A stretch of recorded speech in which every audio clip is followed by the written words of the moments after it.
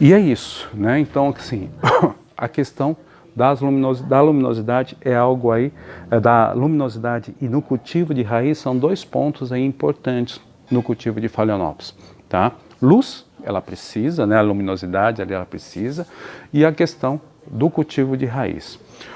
Aonde que a gente erra muito também no cultivo de Phalaenopsis? É com as regas, tá?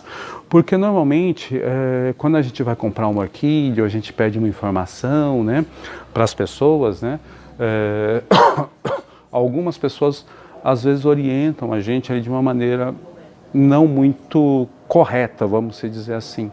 Ah, você vai regar a tua planta uma vez por semana, você vai regar 2 vezes por semana, 3 vezes por semana, ou você vai regar a sua planta a cada 10 dias. Né? Eu já ouvi pessoas que foram orientadas a regar uma planta a cada 15 dias, né? Uma orquídea a cada 15 dias. E o que acontece, gente? A planta, ela deve ser regada quando? Quando ela tem sede. É isso, né? Não existe uma regra, assim, uma vez por semana, uma vez por dia, 2 vezes por semana, 3 vezes por semana, uma vez por semana, uma vez a cada 15 dias. Isso não existe, gente.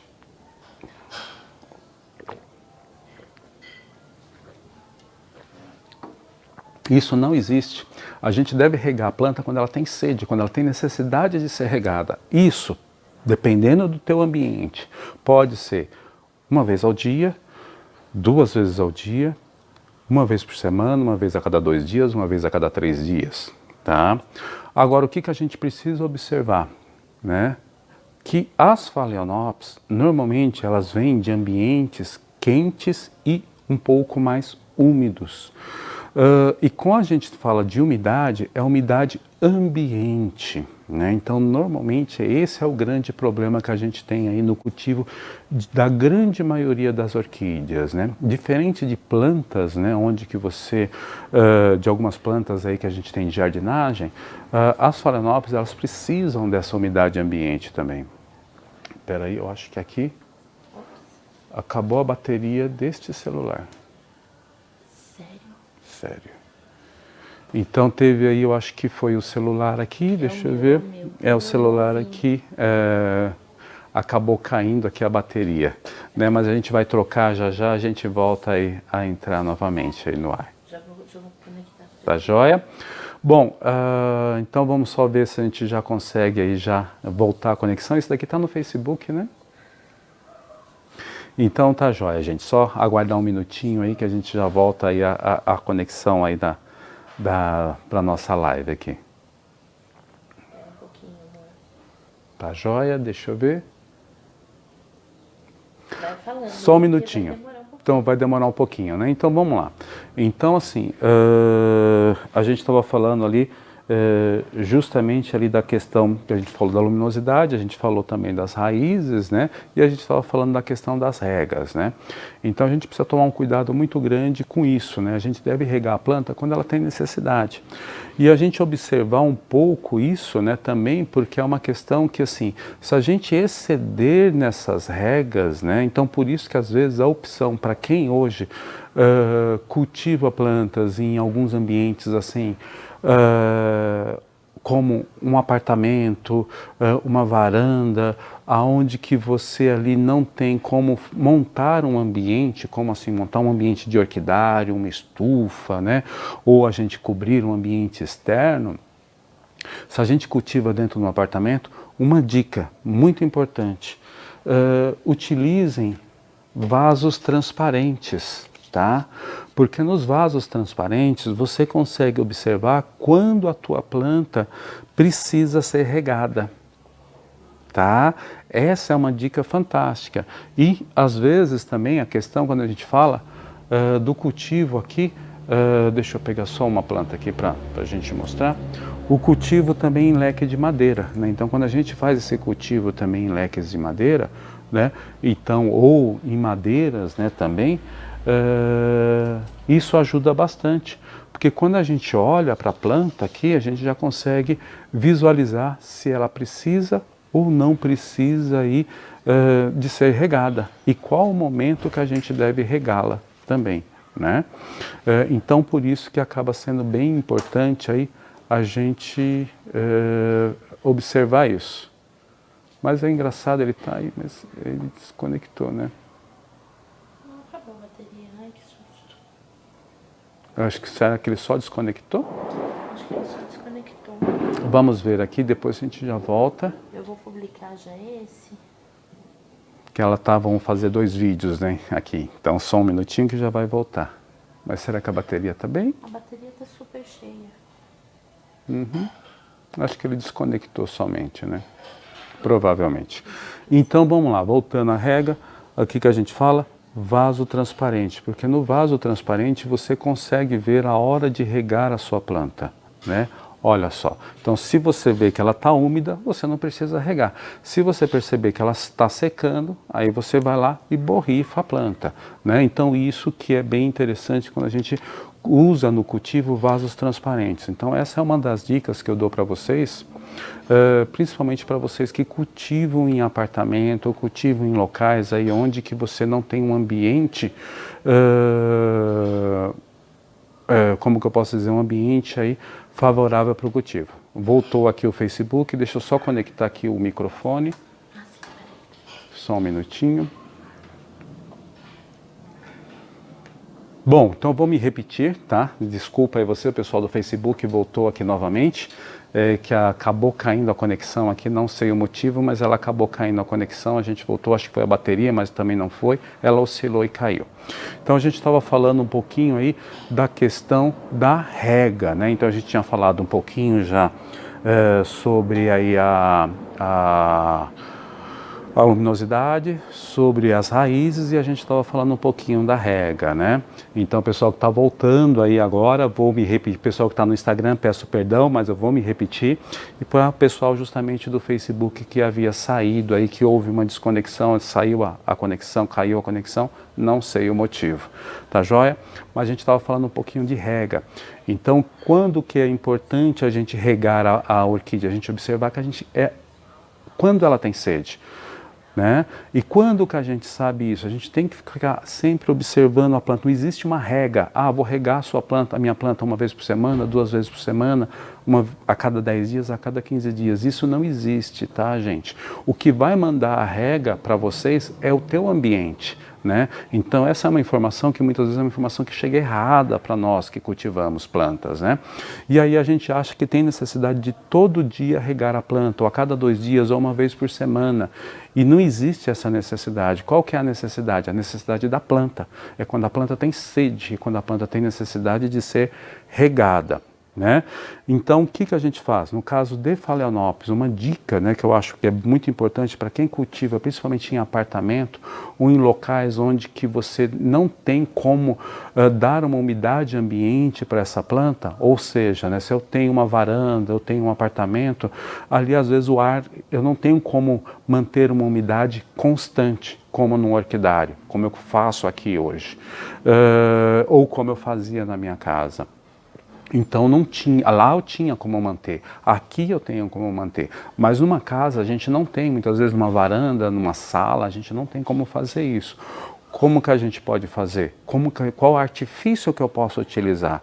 Eu posso utilizar uma semi-hidroponia com vaso transparente ou o cultivo de Phalaenopsis também em vaso transparente.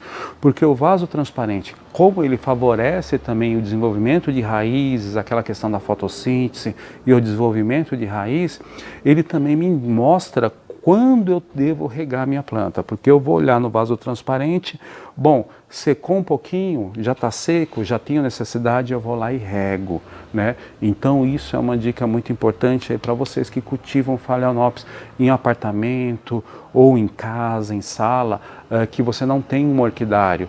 O vaso transparente, ele te dá a exata noção de quando você deve regar a sua planta. Bacana? Então é uma dica muito importante.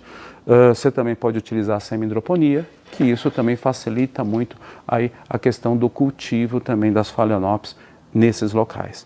Tá joia? Bom, que horas são? 10h46. Então tá joia. Então essa pode deixar aqui, ó, pode deixar, depois eu guardo ela certinha. Então, essa é a questão aí das regas, né, que a gente deve tomar um pouco de cuidado, né, de como regar as plantas.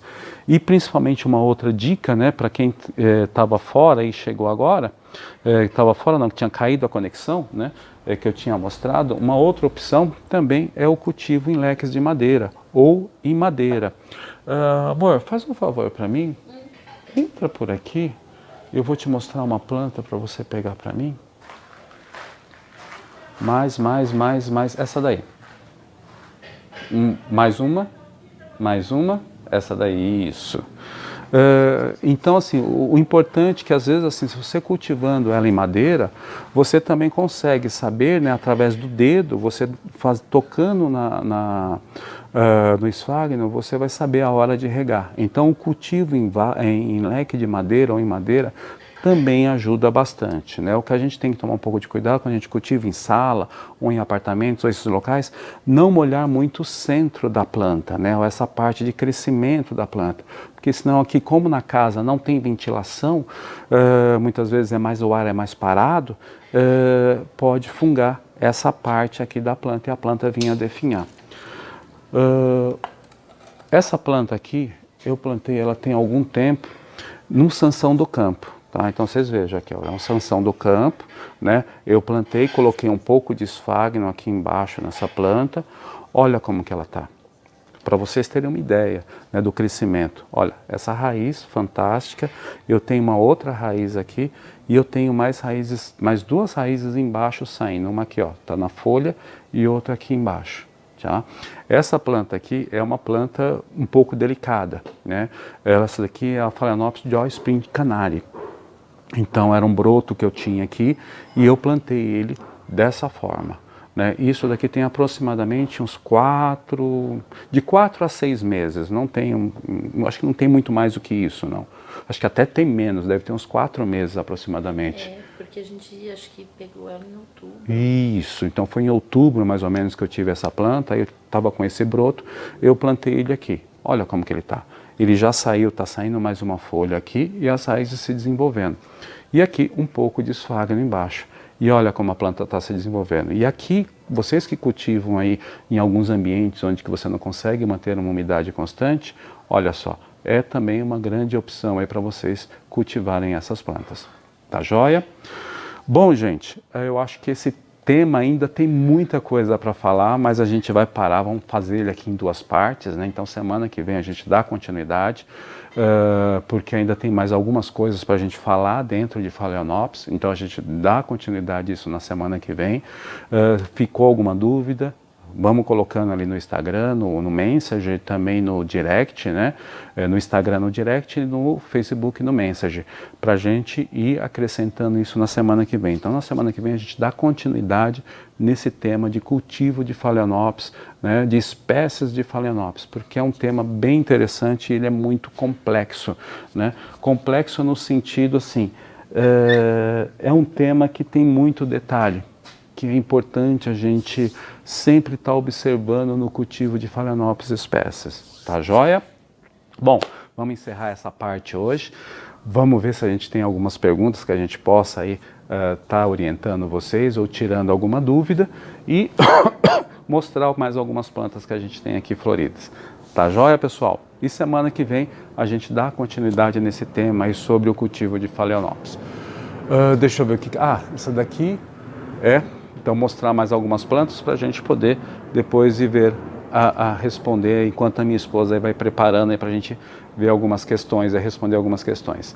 Essa daqui é a Vanda, né, uma Vanda aí, de pequeno porte, né, essa planta já é uma planta adulta, né, diferente das Vandas maiores, né, essa daqui ela já é uma planta adulta. Essa daqui é a Vanda Liouville, né? Então chegou agora nas últimas importações, olha só.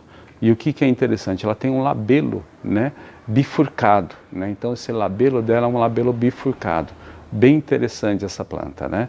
Então ela entra muito parecido com o labelo da Denisoniana, né? Então esse labelão Denisoniana não, fétida, com da fétida. Esse labelo bifurcado, né? Então muito parecido com o labelo da fétida, da Vanda fétida, que ele tem essa bifurcação, tá joia? A denisoniana não, a denisoniana não tem o labelo dessa forma, né? Ela já é mais um labelo mais tradicional mesmo, né? Então esse labelo aqui, ó, a denisoniana, ela já é dessa forma. Essa daqui é a denisoniana, ela vai da floração do amarelo até o creme, né? Na verdade, do laranja, né? Ela parte do laranja, passa pelo amarelo e vai até o creme. Então ela tem uma gama muito grande de colorido nas suas flores, né? Então esse daqui é a Vanda denisoniana. Deixa eu colocá-la aqui. Ah, essa daqui, o ascocentro também florescendo no momento, né? Então, ascocentro curvifolium, né? Então ele está aqui, olha. Esse daqui bem bacana também, olha só. Esse daqui também, ele vai do lilás, né? De um rosa, passa pelo vermelho até o laranja, né? Então também tem uma faixa, uma amplitude muito, uma gama muito bonita de cores, né? Então vem do lilás, vermelho até o laranja. Olha ele aí. Então esse daqui é o ascocentro curvifolium. Bom, será que a gente tem algumas perguntas aí? Mostrar mais uma planta para a gente poder já começar, que a gente já estourou o tempo hoje. Então essa daqui também é um Pleurothales, né? Então ele estava antigamente como Pleurothales nuda, white, né? E na verdade ele é o Pleurothales saueri, né? Então também aí com uma floração muito bonita, né? Grande, e aí ele tem as pétalas, né? Vermelhinhas, né? Que elas ficam que nem duas anteninhas aí para cima, né? Então esse daqui é o Pleurothales saueri, né? Uma planta aí, uma flor muito grande aí com relação à planta, né? Muito bonita, né? Pleurothales saueri.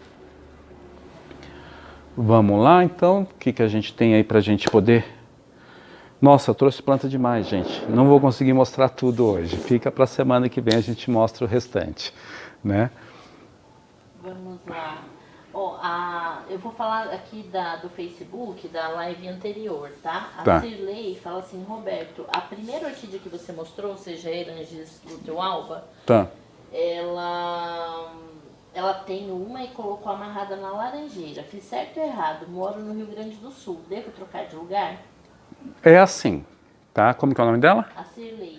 Cirlei, você tem uma dessa planta, você plantou lá na laranjeira. Como é que a planta tá?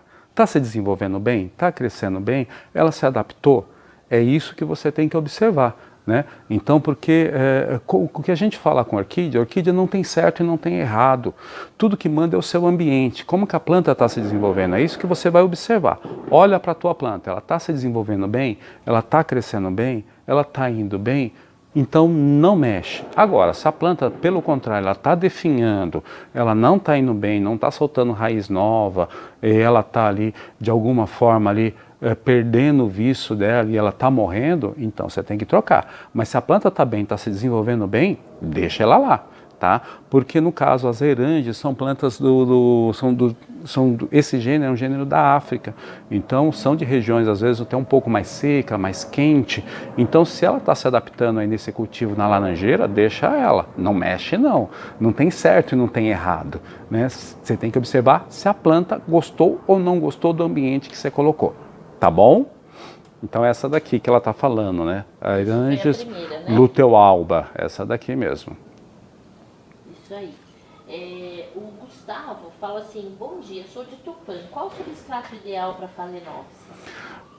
Peraí, só um pouquinho aqui. Ó, esse daqui, ele tá desativando, não sei se você tem...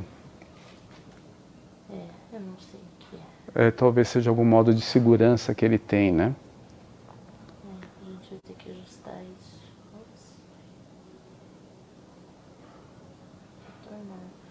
Pausou só por falha de internet. Provavelmente foi por causa da internet, ele pausou. Então foi ele tipo Tupã. Gustavo, ele é de Tupã, qual o substrato ideal para Phalaenopsis? Gustavo, Tupã. Tupã é o extremo ali do estado, né? Uma região quente, né? Então o que você tem que observar muito ali com relação a isso? Você pode utilizar a semi-hidroponia, Tá? Então uma alternativa que você tem aí a questão de semi-hidroponia. E aqui também no interior de São Paulo a gente tem uma região muito quente aqui também, né? Próximo a Campinas também é quente. O substrato que normalmente a gente utiliza é esse daqui também, tá? Então ou no caso você pode utilizar casca de pinos misturada com um pouco de esfagno, cuidado para não exagerar no esfagno, um pouco de brita no fundo e observar aí as regras. Agora, o que é importante normalmente? O ambiente que você está cultivando elas, tá? Então veja bem o ambiente, como é que está seu ambiente. Cuidado com o substrato muito úmido, né? Porque aí o que acontece? Nesse substrato muito úmido acontece, porque às vezes a gente fala assim, eu moro numa região quente, eu vou colocar um substrato que retém muita umidade.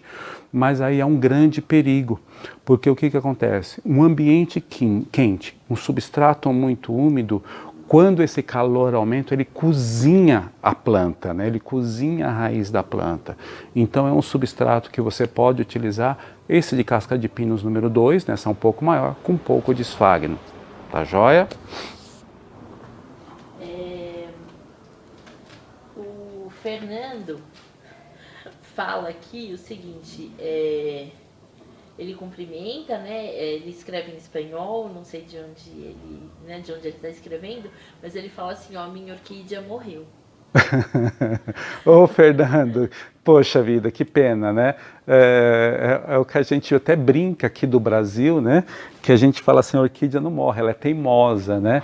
Ela luta até o último, né? A gente é que acaba matando, né? E ela morreu por algum motivo, né? Ou a gente matou por algum motivo. Ou ali a gente não deu o mínimo que ela precisava para ela se desenvolver. Agora aí a gente tem que ir observando, Fernando, para ver o que aconteceu com a tua orquídea, né? Tem que fazer aí um diagnóstico, né, com ela para poder, dentro do cultivo que você faz, para ver o que aconteceu, que ela acabou definhando e morrendo. Né? Mas a gente fica triste por isso. A gente espera que a gente não quer que ninguém perca a planta. A gente quer que cada vez mais se aumente a sua coleção. É uma pena. Mas vamos lá, de repente a gente pode te ajudar aí de alguma forma. Ó, o Javier, acho que ele escreveu antes de você mostrar as plantas, as Phalaenopsis na madeirinha, que ele fala assim, ó, peraí que o Instagram ele corre aqui. Ó, amigo, eu as cultivo, é o Javier, né? Ele escreve em espanhol também, se eu errar alguma coisa que me perdoe. Eu as cultivo em madeira, as Phalaenopsis de forma reversa, com as folhas para baixo. Para que a água não acumule no centro. Isso, é uma grande opção. O Javier, é isso mesmo, Javier. É como a gente estava mostrando aqui, né? Ó. Da mesma forma da madeira, né? Então a planta acaba até achando a forma dela ficar, né? A forma que ela fica na natureza e acaba se desenvolvendo e ó, que você pode regar que não vai acumular água, né? Eu gosto também muito desse tipo de cultivo, né? Boa parte das plantas que eu guardo para mim ou que eu coleciono, ó, que essa daqui é uma deliciosa, que é a minha deliciosa, vamos dizer assim, né? E aqui, ó, da mesma forma, cultivada em leque de madeira, a planta ela fica para frente, né? Vamos dizer assim, ela não fica para o alto, ela fica para frente, como na natureza, e aqui você não tem o perigo de acumular água, né? Então também eu acho que é uma ótima opção aí para quem tem esse problema de acúmulo de água ou uma região um pouco mais fria, né? Então para a gente não tomar não ter esse problema de acumular água e a gente vir a perder a planta, né? Olha só, é isso também, é isso mesmo, Javier. Obrigado aí pela contribuição, mas é uma ótima opção mesmo esse cultivo em madeiras. Peraí. Ó, a Sandra pergunta assim, Roberto, aí no seu orquidário, onde é o local onde você coloca as Phalaenopsis com vasos transparentes? Então tá, Sandra, qual que é o local que eu coloco as minhas plantas com vaso, as Phalaenopsis com vaso transparente? Ela tá mais ou menos assim, porque eu tenho o orquidário, tem essa parte do fundo, onde eu tenho as monopodiais, aí aqui logo em seguida eu já coloco os pleurotales, alguns bubofilos, aí o bubofilo vai toda uma lateral, e aí ele fica no meio, né? Então fica mais ou menos no meio da bancada, né? Agora, uma observação, ele tá... É alguma coisa com a conexão de internet. Só um minutinho, deixa eu ver se a gente consegue voltar aqui. Pronto. Retornar. Pronto. Voltou aqui novamente. Então ela fica exatamente no meio da bancada, né? Agora uma observação, não tem nada em cima dessa bancada, nada em cima que eu digo assim, não tem planta, não tem vaso, para a gente não correr o risco de molhar essas plantas e ficar pingando nas phalaenopsis embaixo, tá joia? Ela fica exatamente no meio, pode-se dizer no meio da bancada, tá? No meio da bancada, entre a frente e o fundo, vamos dizer assim, no meio da bancada. É o local que eu prefiro deixar as phalaenopsis, tá joia? A Zeli Manente fala, eu amo ver essas raízes, tenho assim e é sinal de que elas estão bem. Como? A Zeli Ô Zeli, é isso mesmo, Zeli, a raiz é assim, é o que a gente fala. Você vê a saúde da planta, não é pela floração, tá? É muito pelo contrário, né? A floração é o resultado da boa saúde dela, mas você tem que ver a saúde da planta pela raiz, pelo enraizamento, porque a floração é consequência da saúde da planta, né? Então é isso mesmo, a raiz é o que manda. O Hernani Vila, que agradece por você compartilhar mais uma vez o seu conhecimento e me manda os parabéns. Oi, Hernani, tudo bom? A minha esposa fez aniversário essa semana, né? Ontem a gente até foi comemorar, né? Obrigado, Hernani, aí. Agradeço aí pela minha esposa, aí a gente foi comemorar o aniversário dela. Obrigado, e obrigado aí pelo apoio aí também, pelo incentivo aí para a gente continuar cada vez mais falando um pouquinho aí sobre as nossas orquídeas, né? Sobre o cultivo das nossas orquídeas, né? Isso aí.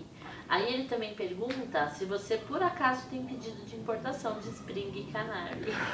A Joy Spring Canary a gente infelizmente não tem, tá? A gente acabou fazendo sementeira, não, a gente acabou fazendo fugiu o nome, vai vir o nome, fazer clonagem, né, vamos dizer assim, né, da planta para poder a gente ter ela no futuro. Só que isso vai demorar aí, pelo menos mais uns 3 anos, né, de 2 a 3 anos, infelizmente. Talvez para o final do ano, para o começo do ano que vem, talvez a gente tenha alguma coisa, mas no momento, infelizmente, a gente não tem. E como a gente tem essa questão ainda de importação, ela está muito complicada, as importações ainda. O frete está muito alto, para vocês terem uma ideia, a gente ia fazer uma importação agora em janeiro, a gente adiou ela provavelmente só para abril, que talvez a gente vá fazer, porque o preço do frete está muito alto, então está inviabilizando a gente trazer plantas para o Brasil. É uma pena, né? Vamos ver se isso acalma esse mercado aqui um pouquinho para o futuro, né? E a gente traz aí novamente essas plantas. Mas a gente quer trazer sim, não tenha dúvida. A Yara Cavages fala assim, Roberto, no meu orquidário tem muita formiguinha, o que posso fazer para acabar com elas? Yara, você vai ter que fazer um trabalho um pouco aí de detetive, tá? Descobrir aonde que é o formigueiro para você realmente poder combatê-la. Mas aí também existe um gel, né, uma bisnaguinha, né? Eu não trouxe ele aqui, né? Eu não tenho ele aqui. É um gel, tá? Que é uma bisnaguinha, né? Acho que é Formicel, não lembro bem o nome. Que você coloca onde que aparece essa formiguinha, ela pega isso, se alimenta disso e leva para o formigueiro. E ali ela acaba matando a rainha e aí você acaba conseguindo controlar isso, tá? É Formicel, né? Então tem outras marcas similares, mas eu uso o Formicel. Então é uma bisnaguinha que você vai aplicando ali em alguns lugares por onde que ela anda, ela vai, se alimenta e ali ela leva aquilo para o formigueiro e acaba matando a rainha e depois o formigueiro definha e você acaba conseguindo controlar isso, tá? É uma das alternativas que você pode ter também para fazer isso. Se o teu orquidário é um orquidário aberto no chão, assim, no local, hortelã também, se você plantar ao redor do orquidário, acaba também fazendo com que a formiga não vá para o orquidário. Mas também aí é paliativo, né? Ela vai achar um caminho e vai entrar. Então, normalmente eu utilizo o Formicel também, tem me dado bons resultados com isso também, tá bom? Pergunta, a Prostequea vitelina, você tem e como cultiva? A Prostequea vitelina, ela já é uma Prostequea normal, né, como as outras, né? O cultivo dela normalmente pode ser feito em madeira em vaso. Agora, qual que é o problema da Prostequea vitelina? Ela é de temperatura frio intermediário para mais frio, tá? Ela não é de temperatura quente. Ou então é o grande cuidado que você tem que ter. E também a questão, né? Eita, de novo. Ele está caindo, depois a gente vai ter que achar o que está acontecendo com esse celular aqui, que é um celular novo, né? Então a gente ainda está aprendendo a lidar com ele, né? Esse outro celular que está caindo toda hora. Então assim, cuidado maior, porque assim, é um cultivo muito parecido com o cultivo de Cattleya, tá? Você tem que tomar um pouco de cuidado para não exagerar no substrato úmido, né? Então você tem que balancear bem aí casca de pinos número 2, que é normalmente o que eu utilizo, com um pouco de esfagno. E cuidado para não exagerar na rega, porque é um cultivo muito próximo de Cattleya. Só que, diferente de Cattleya, ela já gosta de um clima um pouco mais frio. Tá? E a luz, uma luz aí que você tem uma filtração de luminosidade em torno de 60% a 70%, já um pouquinho mais escuro do que é o para Cattleya. Eu tenho, mas para comercializar não tenho, tá? A gente fez sementeira, então eu acredito que mais 1 ano ou 2 anos a gente já tenha ela aí para comercializar a Prostequeia viterina, mas no momento eu não tenho mais dela para comercializar, tá ok? O Rico Orchids pergunta se é possível enviar para a França. Rico Orchids, não, eu não faço exportação, tá? Então no momento eu não estou fazendo exportação de orquídeas, infelizmente eu não tenho como te enviar para a França, né? Fica para uma outra oportunidade, aí quem sabe no futuro a gente consegue te enviar, tá bom? A Vânia Orchid diz: tenho somente Phalaenopsis híbridos, onde eu moro é muito quente e seco. Optei por semi-hidroponia, foi a melhor decisão, muitas raízes novas, salvou até a Aloha Case dela. Ótimo. Como é o nome dela? Vânia. Vânia, é isso mesmo. Então, regiões quentes, né, a semi-hidroponia, ela acaba sendo muito favorável para o desenvolvimento, porque a planta, ela fica afastada dessa parte molhada, porém ela recebe umidade o tempo todo e ela acaba se desenvolvendo muito bem, né? Então, a semi-hidroponia é também uma alternativa muito boa para o cultivo de Phalaenopsis também, tá? Parabéns aí pelo você ter descoberto essa forma de cultivo, né? E está dando resultado aí com as suas plantas. Parabéns. Vamos lá. Eu vou ler a última pergunta aqui do Insta. Tá. Porque lá do Facebook a gente acabou perdendo. Isso, infelizmente a conexão aqui, depois a gente vai ver o que está acontecendo com esse celular e depois a gente, semana que vem a gente resolve esse problema. É um celular novo, infelizmente tecnologia é assim mesmo, gente, não tem jeito. No Facebook e não conseguiu ver, a live vai ficar salva na íntegra no Instagram e durante a semana no YouTube. Isso, justamente, né? Então quem não viu na íntegra, né, e por algum motivo perdeu, porque essas conexões que estão caindo, fica ele integral salvo o vídeo lá também no Instagram, no IGTV, e depois durante a semana eu coloco ele no YouTube, tá bom? Aí o Leandro pergunta aqui, ó, ele fala: tenho 2 gróbia, há uns 4 anos adquiriu e nunca vi flores. Sabe como se dá o cultivo delas? É semelhante aos Catasetum ou menos luminosidade? Tá. Gróbia. Leandro, as gróbias, normalmente, o cultivo é muito parecido com o de Catasetum, tá? Inclusive, na natureza, elas crescem em madeiras podres, tá? E elas se desenvolvem bem. O que elas precisam? Normalmente é um pouco mais de luz, tá?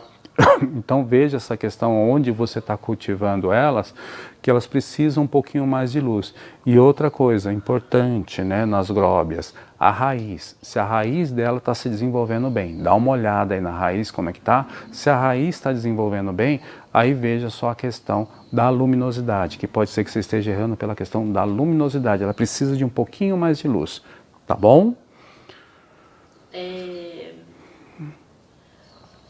O Patrick pergunta aqui: Roberto, existe algum período pré-definido para uma Phalaenopsis se adaptar a um ambiente?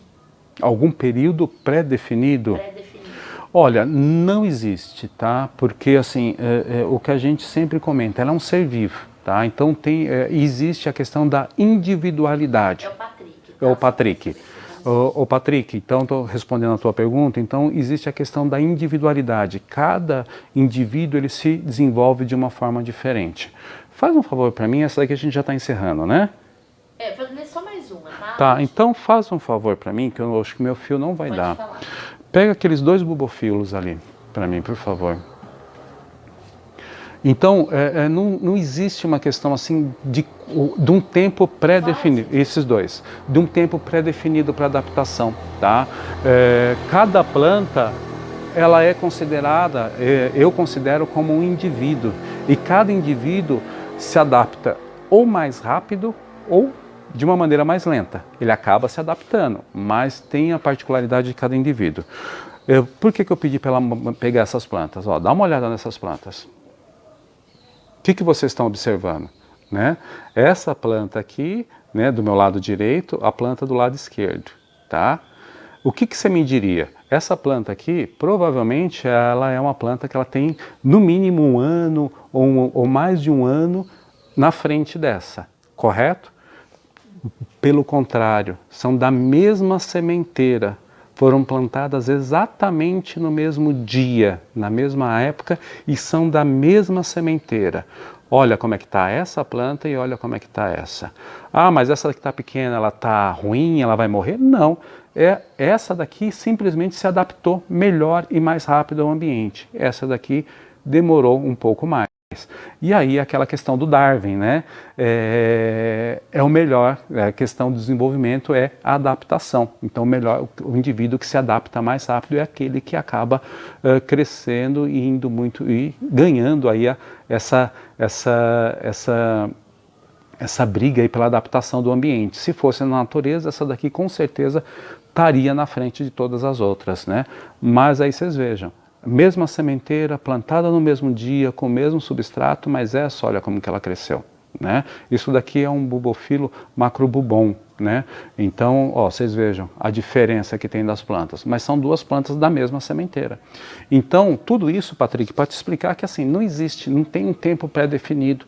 Uma planta, às vezes, pode, com um mês, ela está adaptada, soltando raiz, crescendo, se desenvolvendo, que é uma maravilha. Às vezes, ela vai demorar 2 meses, 3 meses para se adaptar. Tá? O importante é você observar a planta, ver como que a planta está reagindo. Eu tenho plantas aqui que às vezes ela demorou 1 ano para soltar um novo broto, para soltar uma nova raiz e ela começar a se desenvolver. E a mesma espécie às vezes com 2 meses, tá bom? Então não existe um tempo pré-definido e nem um período, tá? E não tem como a gente dizer isso.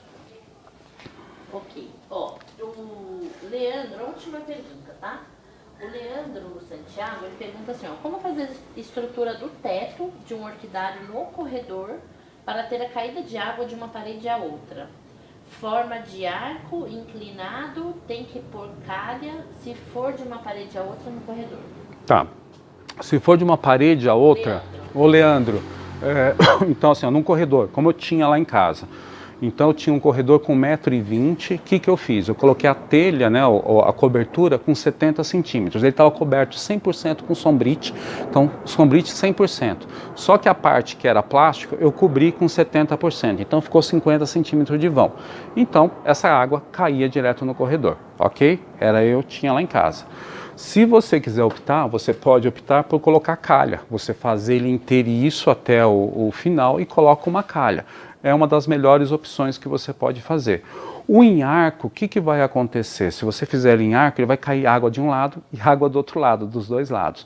Agora, se você fizer um semi-arco, talvez aí seja também uma ótima opção, porque você faz o semi-arco e se você tiver uma estrutura que ele é de ferro, porque ele é um semi-arco, é de ferro, aí você pode encaixar uma calha.